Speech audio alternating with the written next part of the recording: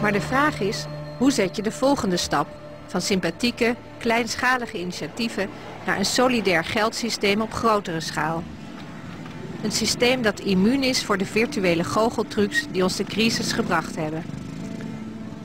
Wereldwijd wordt op meer dan 1000 plekken met nieuwe munten en geldsystemen geëxperimenteerd. In Jakarta is een geldsysteem in opmars geïnspireerd op islamitische waarden. De dinar van goud en de dirham van zilver. Ze worden gebruikt naast de Indonesische roepia en zijn waardevast.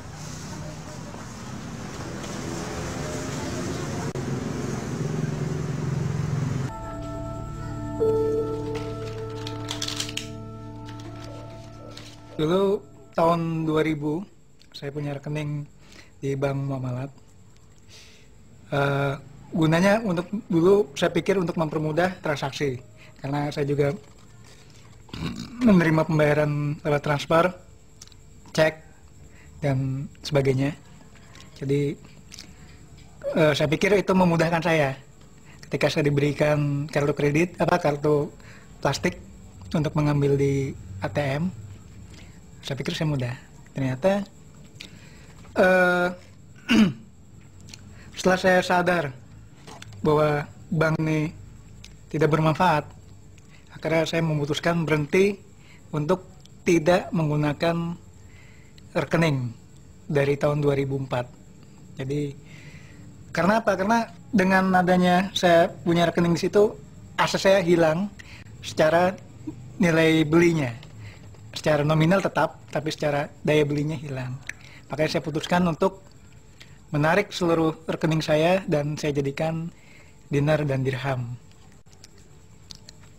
Sekitar 20-25%.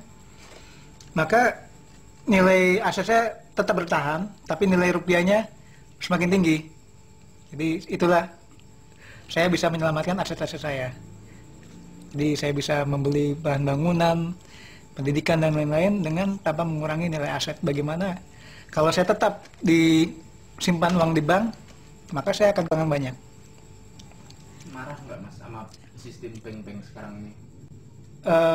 Saya tidak marah karena itu sudah terorganisasi dengan baik. Tapi kenapa kita serahkan kebebasan kita, pola hidup kita diatur oleh orang lain yang kita tidak inginkan? Jadi itulah makanya dinar dirham ini saya sebutkan sebagai suatu gerakan moral kebebasan individu yang mutlak.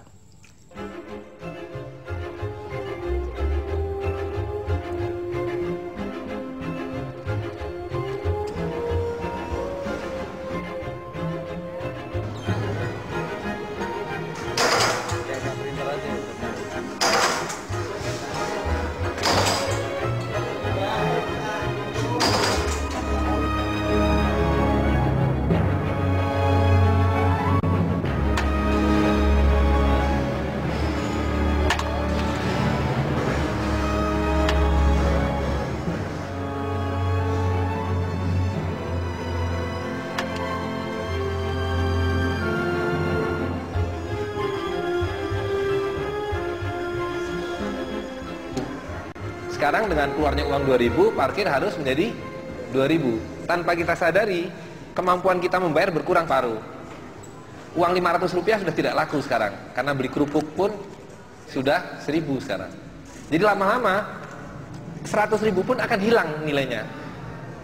Uang kertas ini adalah alat penipuan. Alat penipuan di mana sebenarnya ini alat untuk merampas harta yang kita punya. Jadi kalau sebuah bank sentral menerbitkan uang ini 1.000 rupiah dengan gambar Patimura, kemudian gambarnya diganti, nolnya ditambah 2 menjadi 100.000. Yang 99.000 dari mana? Ya kan? Dan artinya apa? Artinya adalah sekarang ini kalau orang untuk mendapatkan 100.000, rata-rata masyarakat kita mungkin harus bekerja 2 hari. Yang berubah adalah nilai rupiahnya terus merosot.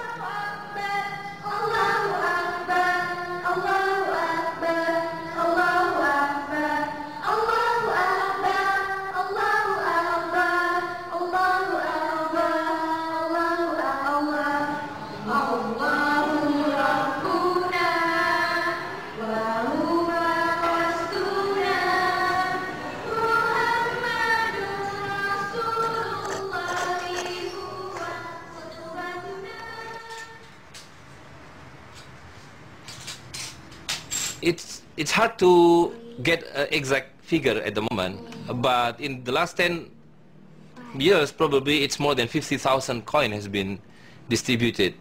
There is an equality of exchange, equal to equal.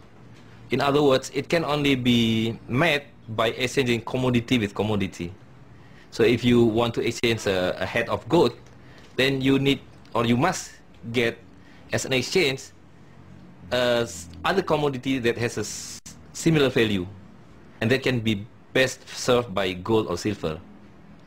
Paper money doesn't serve that equality, because one party lose an asset, let's say a head of gold, and the other party just get a piece of paper which has no value.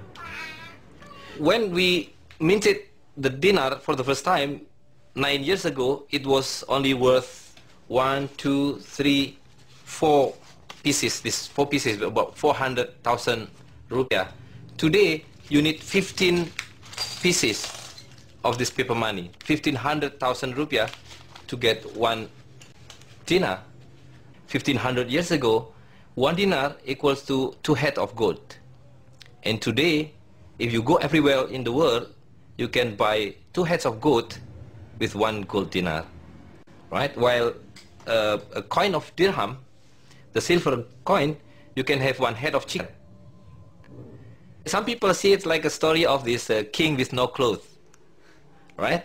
So when everybody see that the king was wearing very beautiful clothes, but in fact he wears no clothes, until a small boy said, look, the king has no clothes.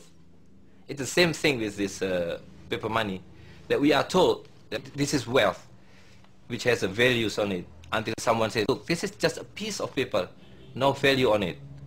So, right, so if you cut like this, look, 100,000 and it's gone. Where's the 100,000? And magically, if you put a cello type on it, the 100,000 rupiah came back. Only by putting a cello type on it, people will accept it again. It's very magical. It's magic. This one is the real one.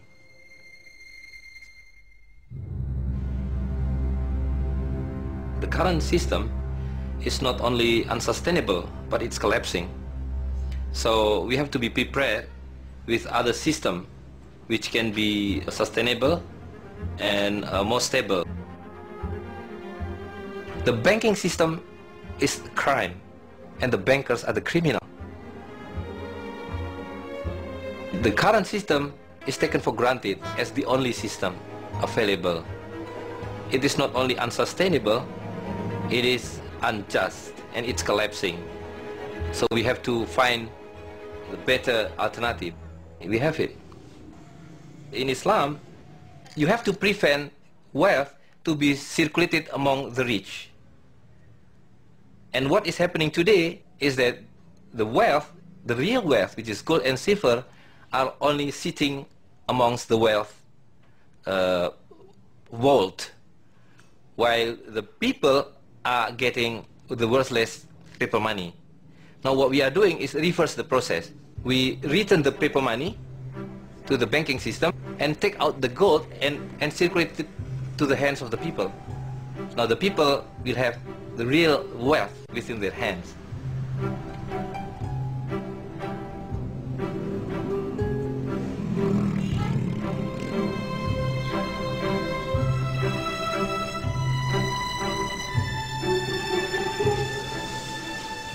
Dinar ini bukan sebuah revolusi, tapi ini kembali lagi ke fitrah manusia.